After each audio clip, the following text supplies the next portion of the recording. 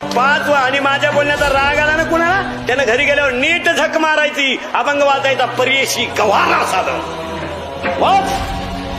रामाला वनवासाला जावं लागलं, कर्मगती दशरथाला भोगावी लागली, लंका सोन्याची असणारा भीक मागायला लागला. ध्यानात ठेवा, कर्मगती येणे नका होऊ. 100 पोरं असणारा धृतराष्ट्र असा मेला. अरे रस्त्याच्या कडेला पडणारा भिकारी सुद्धा एवढा वाईट मरणार नाही, एवढा वाईट मृत्यू धृतराष्ट्राचा झाला. 100-50 खाणारे जरा शुद्धीवर राहा. मग तुमची पोरं केंद्रात पहिले काय येईन कधी. म्हणून महिला मंडळाला सांगतो, मला थळथळायला लावू नका, मला दम निघत नाही. पोराला बिस्किट मिळालं नाही तर भाकरी चारा, पोराला दूध मिळालं नाही तर पिठाचं पाणी चारा. नवऱ्यानं नंबर 2 करून आणलेल्या पैशाचे बदाम सुद्धा पोराला चारू नका. ध्यानात ठेवा.